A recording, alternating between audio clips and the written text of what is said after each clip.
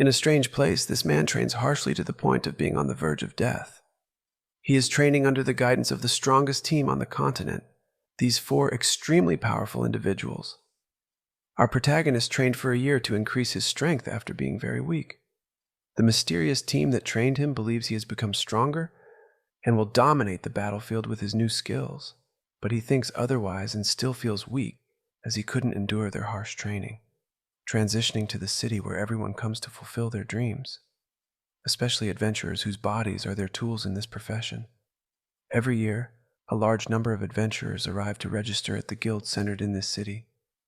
They're given a reception ticket for the guild's test, and among them is the protagonist, Naru. The receptionist, Elisa, recognized him immediately as they used to work together in the same company 2 years ago. Naru had suddenly resigned to pursue his dream of becoming an adventurer. However, he feels a bit ashamed of himself since he's now 30 years old and just starting out as an adventurer. At this moment, a drunken man interrupts the conversation and tries to get close to Elisa. She avoids him, saying she is working and doesn't have time for him. This angers the man, and he starts harassing her. Here, Naru steps in. A touch to the man's stomach makes him tremble and lose consciousness. Naru hides his strength from Elisa and lies, saying the man fainted because he was very evil. Elisa believes him and gives him a guild test ticket. However, Naru is shocked to find out he is adventurer number 4242, meaning he has a seemingly endless queue of adventurers before his turn to take the test. Feeling dejected, Naru leaves after registering at the guild, and his friend Aaron waits for him outside. Meanwhile, inside, the adventurers are furious about what Naru did to the drunken man. His immense strength left an imprint of his fist on the steel shield. The guild guards come to arrest the man, as he is a former adventurer of rank A, wanted for assault. This man, known as the Demon Knight Demol, suddenly realizes that Naru has become so strong that he easily defeated an adventurer of rank A. Naru then enters to officially register at the guild, feeling embarrassed because he is a novice adventurer at his age. Now, our hero undergoes a magical power test. However, when he places his hand on the magic crystal, it shocks everyone by showing he is very weak, with almost no magical power.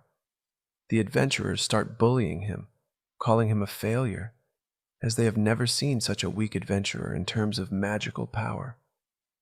But when Naru leaves the room, the magic crystal shatters due to his immense power. Now, he faces the spider test to measure the strength of his strike. He is supposed to replace the jelly bag. Naru had tried this jelly bag test before when he trained with the strongest team, which made him train to destroy the golden bag.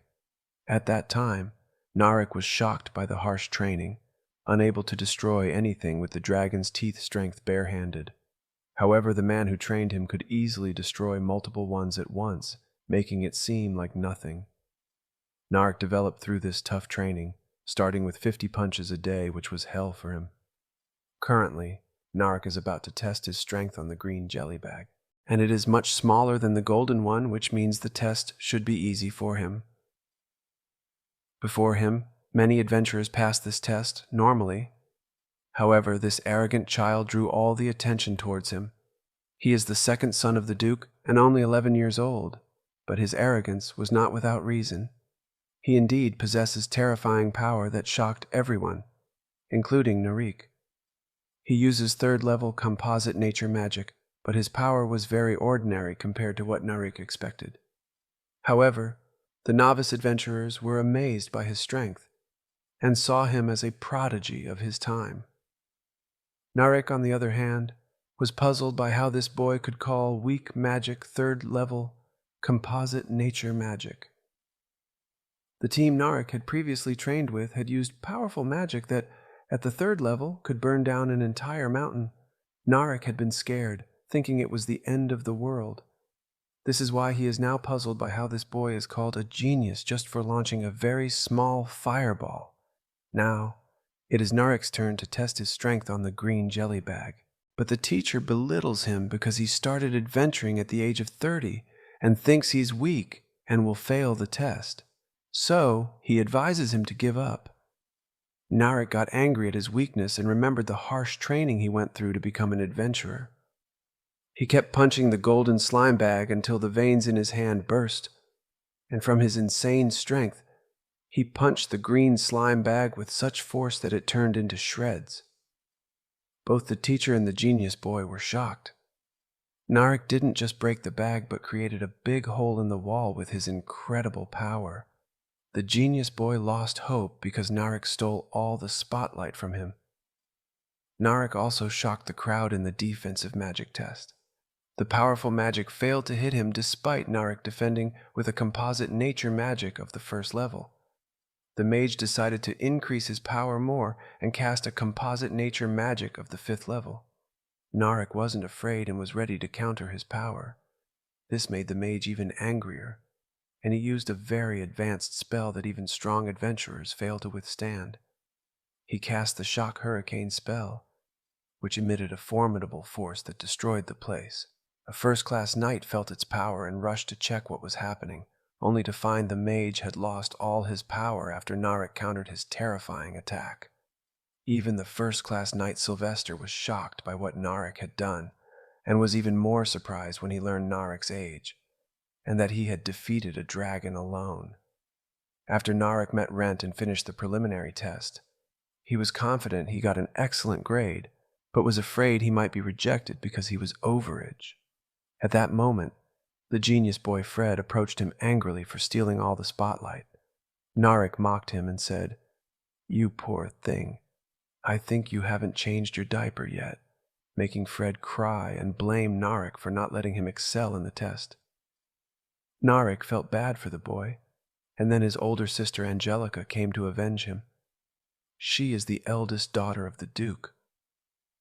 Fred complained to her, saying that the 40-year-old man bullied him, making Narek yell that he's still in his 30s. It's clear our hero has a psychological complex about his age. Even Angelica called him the 40-year-old man and threw her glove at him, challenging him to a duel.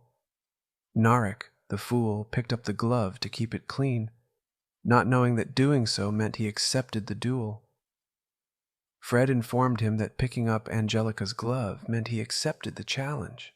He realized his foolishness, knowing he was now forced to face a second-class knight of the kingdom. Angelica told him that each participant could suggest one condition for the duel. This is how duels are conducted in the kingdom of Wilhelm. The condition Angelica proposed was that the loser should become the winner's servant for life. Rent informed Narek about this knight, explaining that a second-class knight's rank is equivalent to a B-rank adventurer. Narek was shocked because she was much stronger than him, as he was still a novice adventurer who hadn't surpassed rank F yet. He became afraid he wouldn't leave the duel alive, but Rent told him to remember his training over the past 2 years. Narek recalled the hellish training he went through to become an adventurer, and Rent encouraged him to believe in himself more, reminding him that he trained with the Iron Fist Orihalcon, who prides himself on being the strongest on the continent. Narek remembered who he was and the hardships he endured, which boosted his morale to face Angelica. She belittled him, saying she would spare his life because he was a novice adventurer, and moved at lightning speed, almost slicing him in half. She said she didn't want to cut him from the beginning, just test her normal speed on him. Her brother Fred said she was nicknamed Angelica the Flash because of her incredible speed. Angelica increased her speed to end the duel, but Narek saw her running like a turtle. Thinking she was much slower than his normal running speed and wondering how she got the nickname Flash with that speed, he easily dodged her attack, and she thought he moved by luck, as only first-class knights could properly react to her speed. She increased her speed even more to ensure his defeat, but Narek still saw her as very slow. Suddenly she stumbled, which made her rush clumsily. Narek was shocked and narrowly dodged her attack, thinking she did it on purpose as a secret skill, not noticing she stumbled by accident. The fool thought she was much stronger than him. Angelica pretended she didn't stumble and did it on purpose, deciding to increase her speed 3-fold to end the duel. But she was still slow for Narek, who feared she was deceiving him with secret skills. Meanwhile, Angelica lost most of her stamina due to the speed increase and had only 2 attempts left before exhausting her energy. Narek avoided her easily, leaving her with one last chance. Finally, Narek decided to attack, but Angelica stumbled again, sliding towards his legs with her sword. Narek punched the ground with such force that Angelica flew into the sky. From Narek's incredible power, the ground around him was destroyed as if a meteor had fallen. Angelica thanked her luck because if she hadn't stumbled, she would have taken Narek's direct destructive punch and died. She started trembling in fear, asking who he was. He told her he had changed from being a receptionist at the guild to an adventurer 2 years ago, saying he was just a regular F-rank adventurer. Angelica didn't believe him because of his terrifying power. Narek, the fool, still didn't understand that she was much weaker than him and wanted to keep fighting her. Angelica quickly surrendered before he could hit her with another destructive punch. She lost her younger brother's respect, telling Narek she let him win out of pity. Narek didn't forget the winner's condition for the loser, but Angelica ran away to avoid fulfilling it. Narek was shocked and didn't understand her childish behavior. At that time, Rent told him it was time for the preliminary test results, and that the team he trained with would arrive soon to check on Narek. He was scared of them and didn't want to meet them, having a bad feeling about their arrival in the city. And here we reach the end of the first episode of this beautiful anime. Reach more than 200 likes for the second part to be released as soon as possible.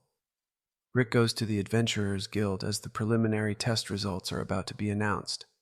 Elisa tells all the adventurers who participated in the tests that magic energy will be transferred to each exam ticket, and if it glows blue, the holder has passed the preliminary test. Those who pass will participate in the second test tomorrow, which is a simulated battle. Rick is nervous and scared that he might fail the test, eagerly waiting for his exam ticket to glow blue. Barehanded encourages him, telling him that he will succeed, which comforts him a bit. However, she shocks him by saying that if he fails the test, his training will be tripled.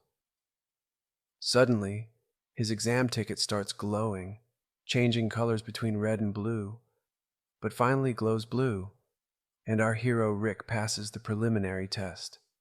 He feels relieved after escaping the triple training hell. As he leaves the room with Barehanded, a handsome adventurer approaches them and flirts with Barehanded. He is the eldest son of the noble Dramat family, named Raster, and he wants to get to know Renee. Rick, the fool, tells Raster his name without being asked, to which Raster responds, "Who asked you for your name? I'm not interested in a dull middle-aged man," hurting Rick's feelings. Raster continues to flirt with Barehanded, saying, "I've lost my heart in the depths of your eyes," and invites her to the castle in the northern lands, suggesting she become his second wife. Renee starts to get angry, so Rick intervenes to prevent the situation from worsening. Raster gets angry and doesn't want Rick to interfere. Rick lies, saying, "Don't you know she's my girlfriend? I won't let you flirt with her in front of me," to save from Barehanded's anger. However, Raster, full of himself, doesn't understand the danger of his actions. Noticing Rick's exam ticket, he realizes that Rick is weak and an F-rank adventurer, leading him to laugh and mock Rick. Rick also underestimates him, thinking he is weak, but Raster reveals he is an A-rank adventurer and the examiner for the second test, showing his necklace as proof. Rick is shocked and unable to speak. Raster resumes flirting with Barehanded, inviting her to dinner, but she hugs Rick to prove to the arrogant Raster that she is his girlfriend and refuses Raster's invitation. Feeling jealous of Rick, Raster tells him, "If I'm your examiner in the simulated battle, prepare well for what you'll see from me," and leaves, his heart filled with hatred towards our hero Rick. Rick starts hoping that fate doesn't pit him against this arrogant man. Rick apologizes to Renee for lying about her being his girlfriend, but she is happy instead, as he defended her and saved her from that embarrassing situation, making Rick feel shy. Later, Raster appears in the tavern, still angry at Rick. At that moment, his brothers arrive, crying and complaining about what Rick did to them in the first test. Raster gets angry at the person who bullied his brothers, but moments later realizes it was Rick whom he met in the morning. He asks Fred if he remembers the number of the examiner who bullied him, and Fred tells him he remembers it well. It seems Raster is plotting something against Rick. The next day, Rick goes to the Adventurers Guild to take the second test, scared he might meet Raster there. As Rick was walking inside the guild with Rionette, he was approached by a man named Lynx, who told him that he would be the examiner for the second test. Rick was overjoyed because it meant he wouldn't have to face Raster. Lynx would oversee all those with a number higher than 4,200 in the preliminary test. For the first time, Rick's high number worked to his advantage, saving him from facing Raster. Additionally, Lynx admired Rick's determination to not give up on his dream despite his age and wanted to become someone like him. Lynx himself had joined the Adventurers Guild at a somewhat older age, though not as old as Rick. Lynx had worked hard to reach rank B after nearly 20 years of effort. Rick looked up to Lynx for guidance in the simulated battle. However, Raster was hiding behind a wall and overheard their conversation. As Lynx was walking through the guild, expressing his admiration for Rick, the arrogant Raster appeared behind him and said, "You should feel honored to talk to a noble like me in private." Meanwhile, Rick was in a good mood, knowing he wouldn't face Raster. However, an announcement was made for those with numbers 4,200 and above, like Rick, that their examiner Lynx had suddenly fallen ill. Rick was shocked by this news, since he had just spoken to Lynx, and he seemed fine. With Lynx ill, Raster was assigned as their examiner for the second test. This was a disaster for Rick. As he now had to face the person he feared the most, Rionette informed Rick that Raster, along with Angelica and Fred and the adventurers who were with Rick, all said that Raster was a genius known as the Man of 1,000 Abilities. Raster was infamous for crushing any F-rank adventurer who crossed his path. The arrogant Raster enjoyed tormenting examinees who caught his attention every year. Our weak hero Rick was now entangled in a mess, and Raster was seen using 4th-level composite nature magic, freezing someone with his ice staff, when a guard called him to inform him of an important matter. Rick was extremely nervous, knowing he would face Raster, who hated him, and not knowing what to do to pass the test. Rick's abilities were very weak. He could only use 1st-level composite nature magic. He couldn't withdraw from the test either, as that would mean failing to join the Adventurers Guild and facing triple the training hell, which would be fatal. No matter what Rick did, his death seemed certain, making him cry over his rotten luck. At this point, Rionette lifted his spirits, saying, "I believe in you. You can pass the test and defeat the arrogant Raster. You've been capable of this since the day you decided to become an adventurer." Rick was somewhat motivated, shaking off his negative feelings, and his confidence began to return. Just then, a boy called out to him, covering his face, and told Rick that he was a wizard and would bring him good luck. Foolishly, Rick agreed to deal with this boy without thinking, especially since he didn't have to pay for the magic. He didn't realize he was falling into a trap. The wizard instructed Rick to sit on a chair, and Rionette noticed a magic circle on it. She tried to save Rick, but it was too late, and he disappeared from the spot. It turned out the wizard was Fred, who had succeeded in tricking Rick. Rionette was furious, smashing the wall behind Fred and grabbing him by his collar, demanding he tell her where Rick had been sent, or she would kill him. Fred initially thought she was just threatening him and refused to tell her. She cut his eyelash with her strength, saying, "If you don't tell me where Rick is, I'll gouge out your eye." Fred, terrified, told her he was weak in teleportation magic, so Rick couldn't have been sent far from the Adventurers Guild. And indeed, Rick appeared behind the guild, confused about how he got there suddenly. As he stood there, a guard and a group of the strongest men approached him. These were the personal guards of the Dermot family who wanted to punish Rick for daring to insult their master Raster and his brothers. Their goal was to delay Rick long enough so he would miss the exam and be expelled from the guild. Our weak hero was in trouble as these guards were much stronger than him, their strength nearly equal to that of B rank adventurers, with the strongest guard being close to A rank. Rick's fate seemed sealed, as it was impossible for him to face all these guards alone, especially since he hadn't even surpassed F rank yet. But at that moment, members of the Orihalcon team arrived. 3 of them came to meet Rick, wondering why he was here and not at his exam. The guards were shocked to see Ashok speaking. One of them approached Ashok and warned him not to interfere. Rick, well aware of Ashok's strength, lied and told him that he was just training with the guards to improve his strength. Rick also begged their leader, "Please withdraw. Your lives are at stake here." But they ignored him and attacked Oric with a sword. However, the sword shattered against Ashok's steel-like body. Underestimating Ashok's strength, the guard attacked again, but Oric grabbed his hand with such force that he broke all his fingers before healing them with healing light. The other guards were even more shocked to see Ashok not only speaking but also using magic. One of the boys excitedly drew out his recently developed flaming cannon loaded with magic-infused lead stones, but the guards, failing to comprehend the situation, attacked recklessly. The boy eliminated them in seconds with his advanced weapon, and Rick worried that the guild's law might punish him for what Orihalcon's team was doing.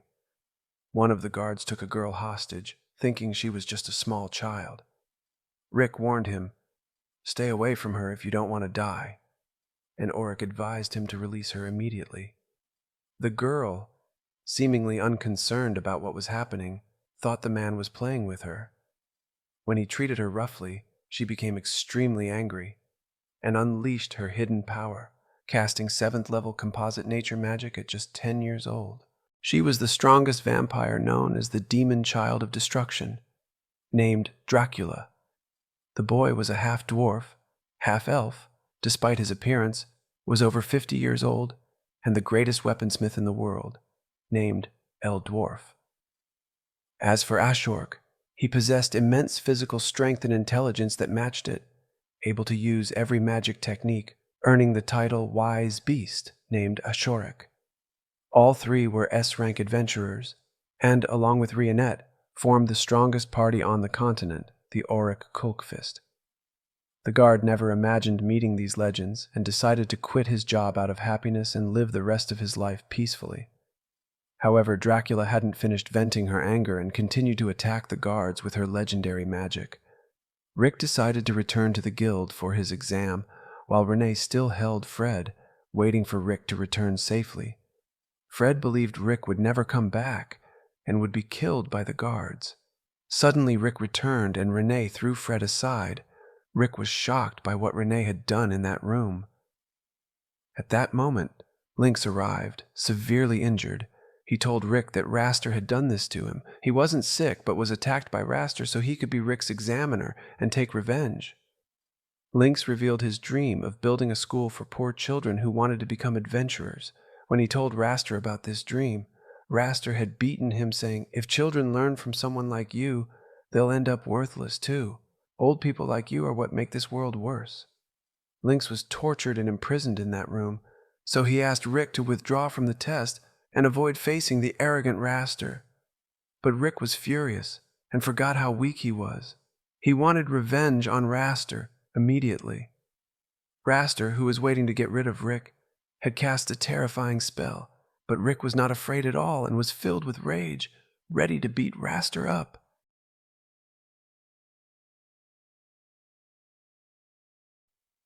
But before that, here is Adolf, who will tell us about the 4 cores of power in this world: strength, dexterity, magical ability, and magical control. It so happens that Adolf was born with a special ability to know exactly how much strength a person possesses just by looking at them. To prove it, he looks at a random scan and sees that the man is completely weak, so he expects him to be taken out by Raster immediately.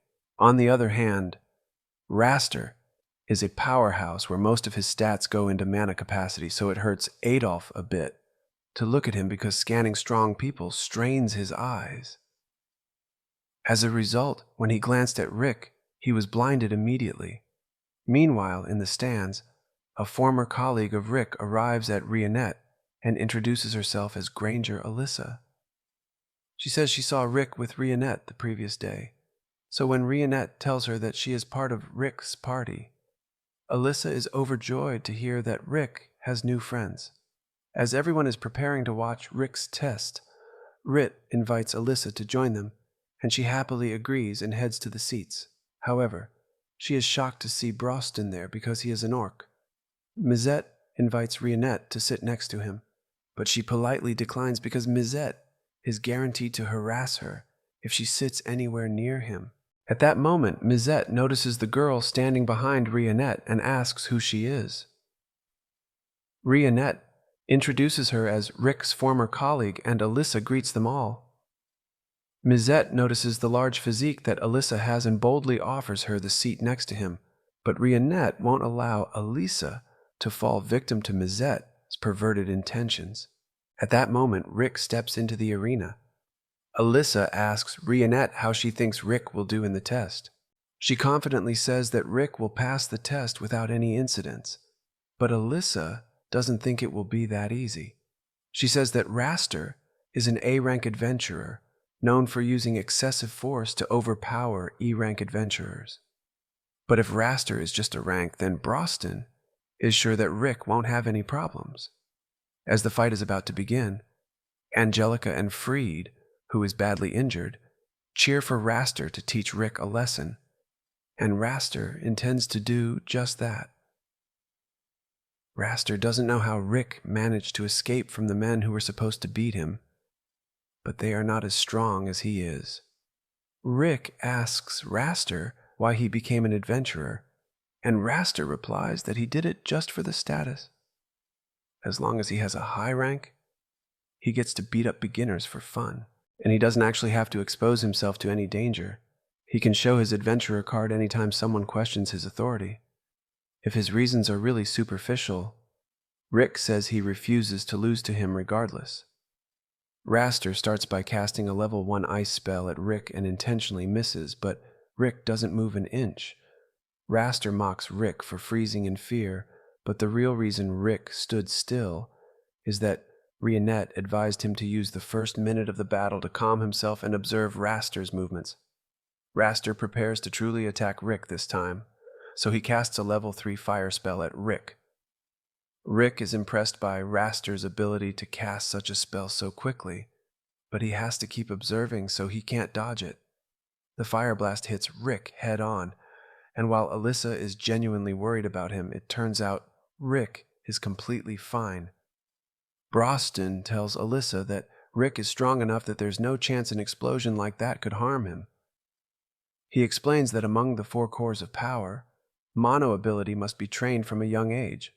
Otherwise, one loses all hope of growth in that category, usually capping around 20.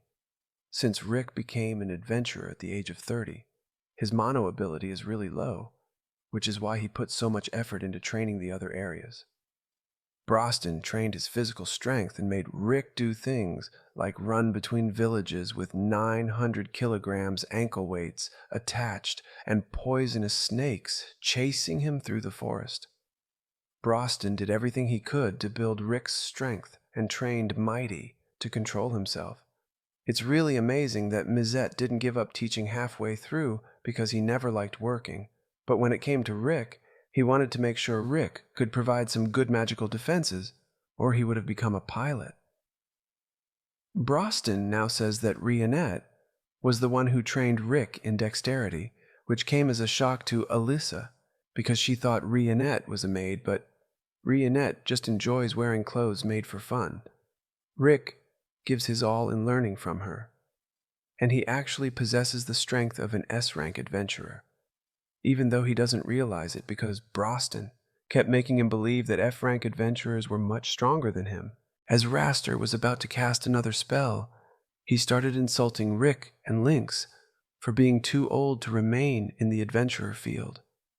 While saying this, he threw every elemental attack in his skill tree at Rick, and by the time he was done, he thought Rick must be dead or at least seriously injured.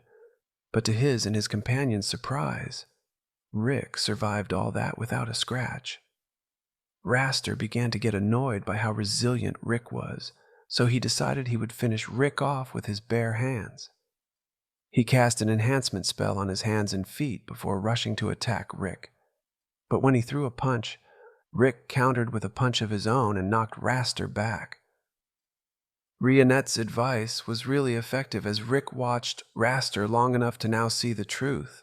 While Raster has a greater mono ability than him, that's all he has. He didn't take the time to put more effort into really honing his powers.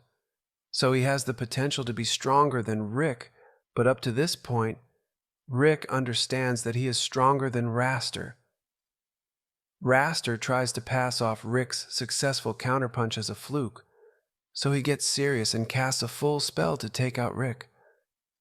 However, the entire spell looked impressive, but Rick was able to block it with one hand and even mocked Raster for his imprecise spell casting. Alyssa does not understand how Rick could block a spell of that level with his low single-strike capability, so Mizette explains that Rick has learned significant control in the use of mana. Thus, even if Raster has more mana, Rick can use 100,000 times less mana to match Raster's spellcasting. Raster's confidence begins to falter, so he tries one last attack to prove his strength. But Rick is much faster and delivers a punch that forces Raster to use the Iron Body defense. By this point, Raster realizes that Rick possesses far greater strength than the average E rank, but he still claims that Rick has been lucky with his attacks so far. However, Rick is no longer fooled by any further manipulation. He knows that everything so far has been the result of his strength, and moreover, Rick has not yet used any enhancement magic.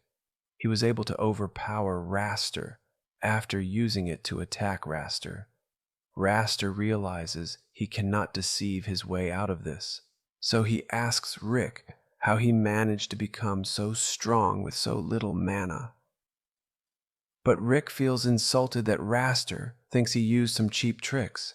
He was thrown into a dragon's lair and not allowed to leave until he defeated it, bombarded repeatedly with extremely powerful explosions, and then forced to swim through a swamp of beastly matter until he choked on it. Alyssa cannot believe that Rick survived all that, but in reality, Rick did not survive.